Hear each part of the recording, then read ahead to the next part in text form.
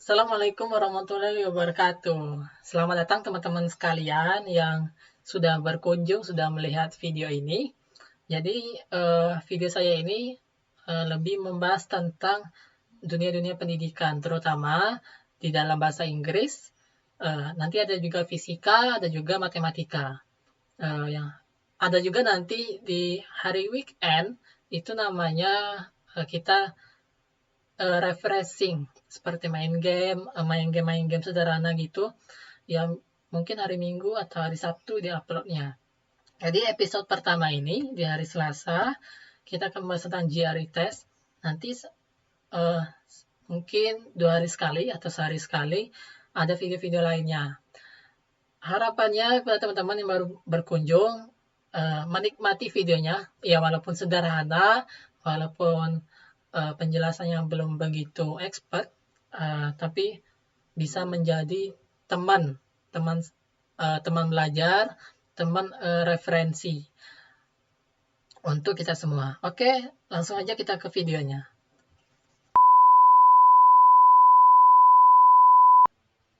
Oke teman-teman, kita sekarang di pembukaan ya. Jadi di video saya itu sebelum memulai video di pembukaan kita akan mencoba menghafal kosakata bahasa Inggris minimal 5 kosakata beserta sinonimnya, beserta pronunciation-nya. Sudah saya sediakan pengucapan dari teteh Google, kurang lebih mirip lah kayak orang-orang native-nya gitu kan. Yang pertama langsung saja, require, memerlukan, require,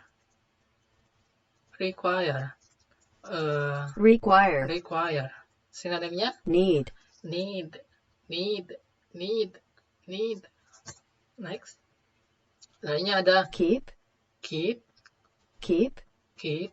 Nah, biasanya kalau ada tanda seperti ini dibacanya panjang. Keep, kayak di bahasa Arab itu kan ada kan? Keep, menjaga. Sinonimnya maintain, gitu. Lainnya remove, menghapus. Wipe. Ini sinonimnya menghapus juga. Wipe. Selanjutnya ada accept.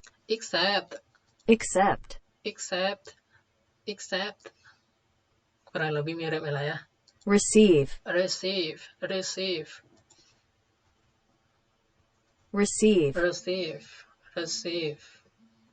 Selanjutnya ada affect.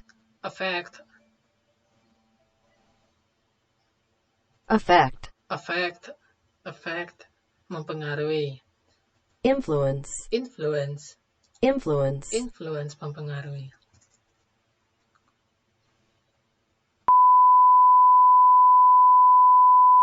Oke teman-teman sekalian, pada episode pertama ini kita akan sedikit membahas tentang GRE test.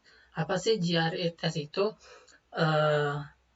GRE test itu saya tertarik karena ada rencana mau lanjut studi ke luar negeri, terutama ke Amerika. Setelah saya teliti, setelah saya nonton para mahasiswa Indonesia di Amerika yang sudah sukses, sudah berhasil, mereka itu tes GRE dulu sebelum mau ke sana. Itu yang saya tahu ya. Mohon maaf kalau mungkin ada yang kurang atau yang berlebihan. Langsung saja, definisi tes GRE itu merupakan sebuah tes standar yang diambil agar dapat masuk ke program pasca sarjana di Amerika Serikat yang diselenggarakan oleh Educational Testing Service. Tujuannya untuk mengetahui tingkat pendidikan yang berbeda. Nah, ujian ini juga bisa diambil untuk S2 atau S3 kandidat mahasiswa yang berencana untuk melanjutkan studi ke Amerika. Tes ini juga dirancang untuk mengukur tingkat kemampuan siswa dalam memahami bacaan yang rumit serta menganalisa informasi kuantitatif. Nah, pada umumnya tes ini diadakan di Amerika Serikat. Bukan diadakan, maksudnya untuk syarat ke Amerika Serikat gitu. Selanjutnya, siapa sih yang istilahnya menyelenggarakan atau mengakui hasil tes ini? Secara luas, hasil tes ini diterima di seluruh dunia, teman-teman. Banyak sekali sekolah graduate di negara berbahasa Inggris, terutama di Amerika Serikat, yang membutuhkan hasil tes ini sebagai gerbang awal atau pendaftaran. Jadi biasanya misal nih yang pernah saya cari itu misal di LPDP mau ke Amerika. Nah itu ketika biasanya ya yang saya tahu cerita dari para alumni LPDP juga yang saya kenal, ketika kita pengen cepat dapat LPDP itu ya harus dapat LOA dulu katanya sih, saya juga nggak tahu ya prosesnya gimana, tapi gitu. Jadi ketika sudah dapat LOA dari pihak kampus, misal kampus Amerika itu Harvard atau MIT misalkan, nah itu ketika pengen dapat LOA itu kita harus ikut tes GRE dulu sebagai syaratnya. Selanjutnya struktur GRE. Nah, jadi GRE itu ada beberapa struktur. Sertifikatnya itu berlaku selama 5 tahun. Jadi, misal tanggal 2 Februari hari ini, 2001, berarti tanggal 2 Februari 2026, nah itu masa berlakunya habis. Yang pertama itu ada verbal reasoning, yaitu mengukur kemampuan peserta untuk menganalisa dan mengevaluasi bahan tulisan dan mengintensifikasi informasi yang diperoleh, menganalisa hubungan antara bagian-bagian komponen kalimat di antara kata-kata dan konsep. Jadi verbal ini ibarat tes di Indonesia itu sinonim, antonim, padanan kata, analogi, segala macam. Itu verbal reasoning. Yang membedakannya cuma di bahasa Inggris saja. Jadi ada kosakata bahasa Inggris yang rumit, yang tidak familiar. Selanjutnya ada namanya quantitative reasoning, yaitu mengukur kemampuan memecahkan masalah dan kemampuan menulis analisis. Nah, ini berfokus pada aritmatika, aljabar, geometri, dan analisa data. Bisa dibilang matematika dasar yang harus kita kuasai.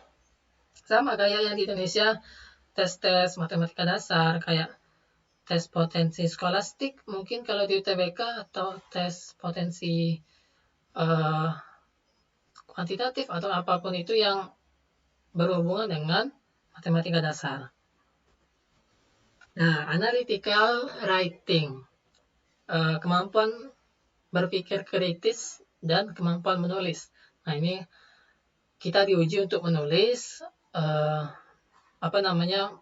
menuangkan ide-ide yang kompleks dan mempunyai artikulasi dalam dunia penulisan.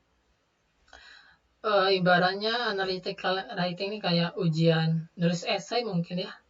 Esai kayak di SIMA UI itu biasanya ada tuh tes ketiga, kalau misalnya sesi 3 tuh nulis esai tentang opini kita apa, misal dikasih pertanyaan gitulah.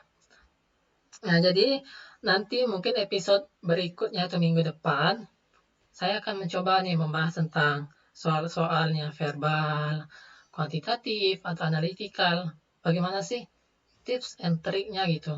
Saya juga masih belajar sebenarnya. Jadi kita sama-sama belajar. Ketika ada yang salah dari saya ya saling diperbaiki. Gitu. Nah, yang terakhir, di mana sih tes ini diadakan? Tes ini diadakan lebih dari 700 pusat tes di lebih dari 160 negara. Jadi kita nggak usah khawatir kita akan kehabisan kota karena banyak gitu. Tes maksudnya banyak itu tempatnya banyak, terutama di Indonesia ya. Yang saya tahu tuh di Jakarta, di Bandung kalau nggak salah tuh ada tes GR kalau nggak salah ya. Jadi menggunakan komputer Atau bisa kalian mengunjungi itu websitenya www.its.org. Nah, sampai di situ dulu ya teman-teman, episode pembahasan secara umum tentang tes GRE. Harapannya dengan menjelaskan ini saya pribadi bisa lebih prepare, bisa lebih siap untuk menghadapi segala sesuatu kemungkinan di depan nanti setelah tamat kuliah S1, dan yang menonton semua teman-teman harapannya bisa menjadi kayak teman belajar gitu apapun, terutama di dunia bahasa Inggris. Ibaratnya kayak study with me. Nah gitu aja sih ya, kita anggap aja gitu, study with me. Kita belajar bagaimana sih menguasai bahasa Inggris itu dengan enak gitu. Karena kan musim pandemi juga, kita harus mempunyai teman untuk belajar. Jadi harapannya kita bisa berteman nanti untuk video-video selanjutnya.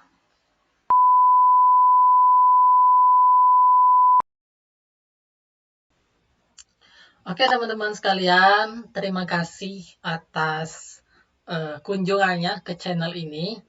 Harapannya supaya kita semua bisa sama-sama belajar ya.